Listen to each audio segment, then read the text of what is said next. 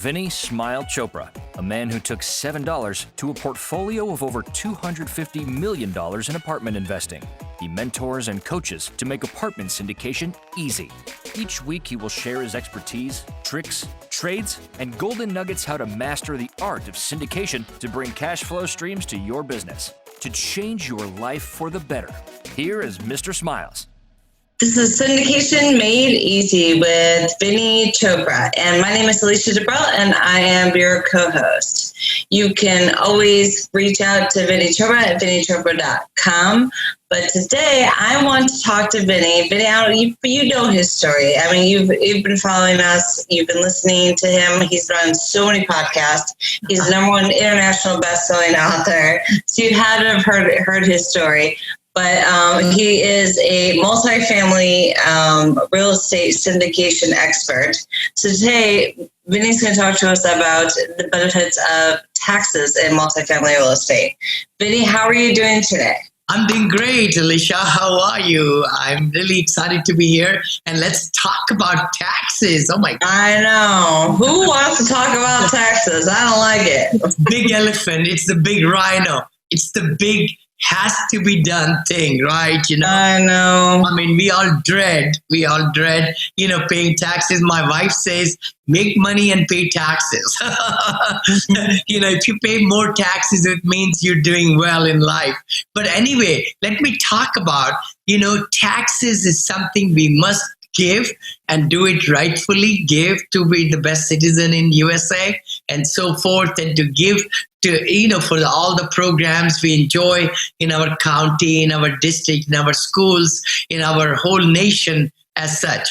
But let's talk about real estate taxes. Okay, the thing about it is that real estate taxes are, of course, the property taxes. Alicia, that's one thing. When you buy real estate, you have to pay taxes on the assessed value of the asset, it's called, right? Assessed value of the asset. If you buy single family home, you have to pay taxes, local taxes, county taxes, things like that, right? And state.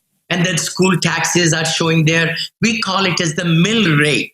Mill rate is another term, which is the assessor's office puts together through the different, things that this is how much they're going to pay to utilities, this much to school district, this much to this and that. So that is what the percentage, it's called the mill rate. The mill rate. Mill rate. So that we give on residents, single family homes, so duplex, triplex, fourplex, like that. Now, when we get into multifamily, and any kind of real estate, especially apartments, we get to, in different states, every state has their own property taxes, right? Okay. Income taxes are different than property taxes, by the way. Sales tax is different than the other ones. Inheritance tax is different. Asset tax is different. Death tax is different. All these kind of taxes are there in our country. But the thing is, in certain states, there is no income tax, okay? We live in California. We end up paying anywhere from, I think, 8 or 9% to 13.4%. State income tax, it's called. That's separate. We are talking today about the property tax. Now, we have been investing in Texas, in Georgia, Florida, Arizona, all the places. So, Alicia, over there, we are not, again, talking about income tax or sales tax, because that is, in Texas, there is no income tax, by the way. Yeah. In federal tax, you have to pay, you live in Texas, so you have to pay federal tax, but no state income tax. Okay. Mm-hmm. So now let's go to property tax. Because there is not state tax, then property tax you guys pay there is a little bit higher. Yeah. Actually, it's even double than what we pay in California. So what happens is that we are paying about 2.3 to 2.5, around that amount on the assessed value. Again, you have to check your city, state, in Texas, Georgia, all the places like that. So what we are talking today, Alicia, is the property tax. And what does that mean? What does that mean for us to pay that when we buy real estate? You have to pay that tax to the assessor's office. Now, the other part I want to talk about is the income tax and the federal tax. Okay. So, not to confuse the whole thing, our real estate laws are such, Alicia, that we really get good tax breaks. By the way, in our country, in USA, we get really good tax breaks when you're investing in real estate. So that's what we are talking. I just wanted to kind of differentiate between all the taxations, you know. You're getting tax breaks because you're investing, because you're making the wheel turn. That's so right. true. I mean, we are paying taxes to the government so the government can do different programs to make the wheels turn, like you said, so that we can have good highways, good freeways. You know, we could have law enforcement authorities. We could have all these different office, government buildings and utility buildings and all that, right? You know, so that's a good cause. But we need to have government use the money wisely. I mean, that we have little control on. Yeah, we all want that. Trust me, I know that. So, give me 3 advantages of having a multifamily or a rental property. I'm pulling it right from your book. Oh, okay. Good. Totally. You know, Alicia, see, the thing is, taxation in the real estate is based on the asset value of the assessor's value, we call it, right? Yeah. If you own 10-unit apartment, 20-unit or 100-unit apartment, there is land, which is taxed. Then there is structure that is also, taxed, right? The structure brings the value, and that's what is able to then bring the taxation into play. Now, what we try to do, let me share with you for our investors who passively invest with us, passively or actively. Actively, you can invest when you're on the general partner side. I would like to say that. But if you're passively investing, means you're just giving this money to somebody who's going to invest it into real estate syndication like me or other people. And then you're passively investing. You're working in the real estate field 750 hours or more and things like that, right? There are stipulations. I'm not a CPA, so please don't, you can check that out. But the thing is, we actually buy the real estate in the LLC that will be owning the real estate, okay? So I would really highly recommend everybody, who wants to do it and so forth, do it that way, because then it's limited liability corporation. It's called LLC. This way you are not taking the property, the bills and the, all the things happening in that LLC is limited in that LLC. It does not flow into another place of business or your personal finances or anything like that. If some resident sues you, it will not go into your personal, bankruptcy or anything. I'm just saying that. But the thing is, it's good to, buy the product or the asset in an LLC, first of all. Secondly, you pay the taxes in the LLC. In the LLC, that's the way to do it. You don't put that into your own personal, but you don't mix and mingle. Don't mix and mingle. You got it. So in other words, let me kind of take you to what happens for taxes in the LLC structure. What happens is we look at all the income, all the revenues. We call it rental income in our case, right? One could have an hotel, they could have a, mobile home park, they could have, office space or apartments, anything like that. The total rents, total income that we generate in that LLC, then total expenses, that's easy, right? Income, and then what we pay out to run the property and maintenance and everything, and pay the property tax. I just mentioned about that, paying the insurance, paying the personnel, the management company, the contractors, the pest control people. We pay for, so much stuff, marketing, administrative, all that, right? Of people who are managing, community managers in our case, lead maintenance, all that.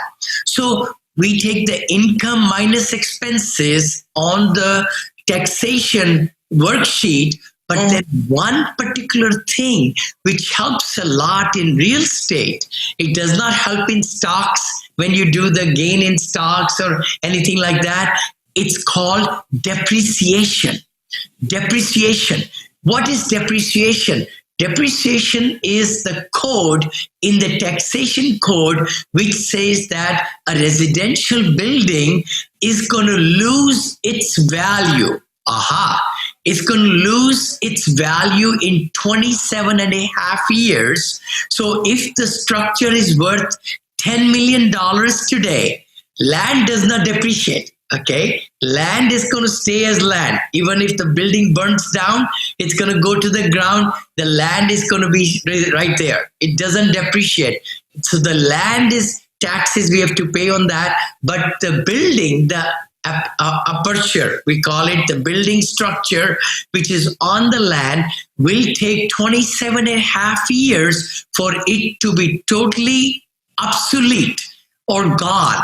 So we use the value of the structure. Let's say if it's 8 million out of 10 million, maybe 20% is the land. So 8 million, divide that into ratio of 27 and a half years.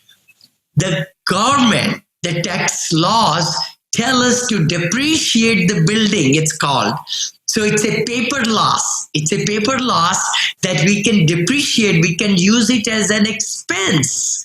So it deducts. That's what happens. So you are able to deduct that 8 million divided by 27. So let's just say 400,000. I don't know what it will be. Something like that. So you deduct that as a paper loss that makes the LLC go into negative or reduce the income.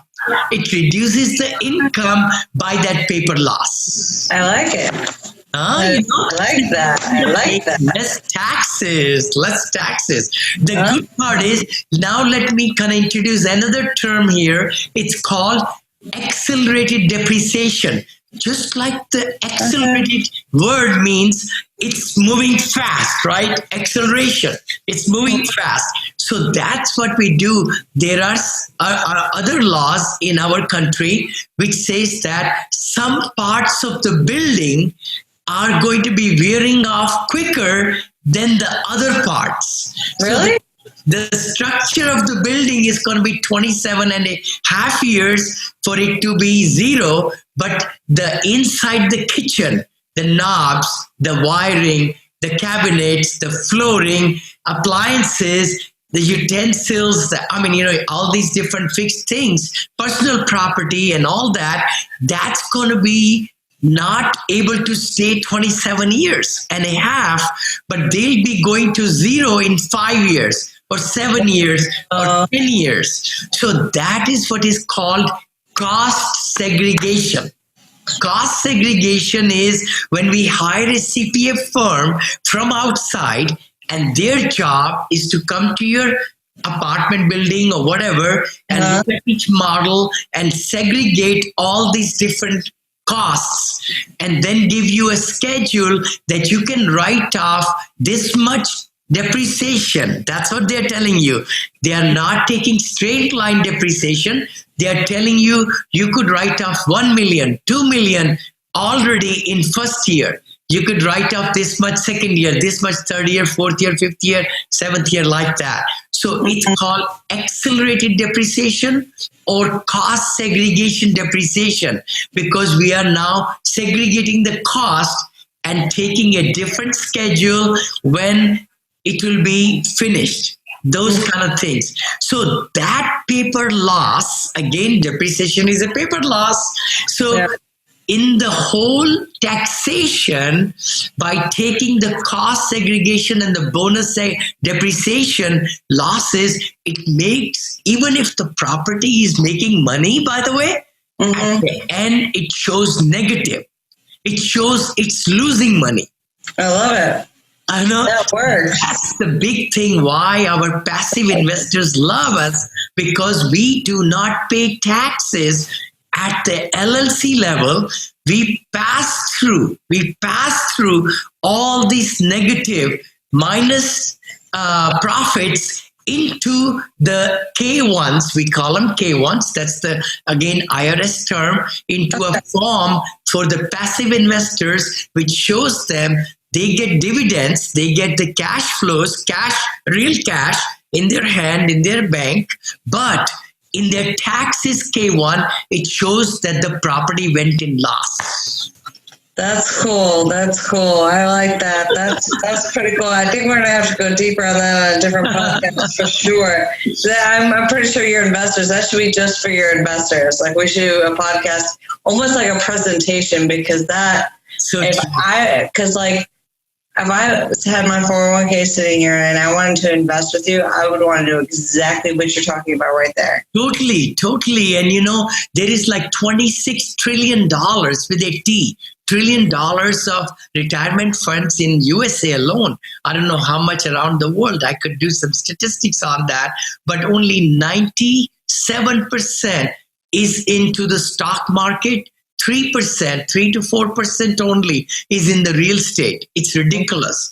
So actually, people don't know that they could take their retirement plans, the 401ks and the IRAs and all that, and Roth IRA, they could self-direct it. That's the word called self-direct IRAs with the custodians, and then you can invest that into real estate. And if it's a Roth IRA, you never have to pay any taxes for all the gains that you will make in many, many years to come. Mm-hmm. So it's a very good vehicle that people don't know. They are just stuck in the stock market to get that 7-8%, but they could invest in real estate and make 14, 15, 20% per year, which has been our average, and that is possible by self-directing their retirement plans, I call it, So taxation has a very big meaning in the world of real estate, but taxation, depreciation, and all these things which I just discussed doesn't let you take a dime out of your profits or losses in the stock market, see? That's true. That is true. I love it, Vinney. Thank you so much. I appreciate it. All right, guys, you just heard from Vinney Chopra. If you guys need to reach out to Vinney, you can reach him on his website. It's vinneychopra.com. You can also text LEARN to 474747. You can reach out to his business advisor, John at vinneychopra.com. All the links will be here in the show notes. Vinney, thank you so much. Love it as usual. Thank you, Alicia. Ways. The golden nuggets. Hey guys, people pay me thousands of dollars. I'm telling you, people are ready to pay me $25,000, $30,000 just to meet me and spend time with me. Please do listen to this, subscribe to our podcast, and share it with your friends. And look for those golden nuggets that people pay thousands of dollars. He gives them every week. He gives them. He does, and he gives you information. And I'm always digging in for information from him. Thank you, Alicia. Thank you. God bless you. See you guys. Like, comment, subscribe below. Bye-bye. Next week. Be sure to listen to Mr. Smiles next week with more golden nuggets and top-notch coaching tips. You can reach him by going to vinneychopra.com or texting the word syndication to 474747. Be sure to like, comment, and share to show everyone how Mr. Smiles has brought your apartment syndication business to the next level.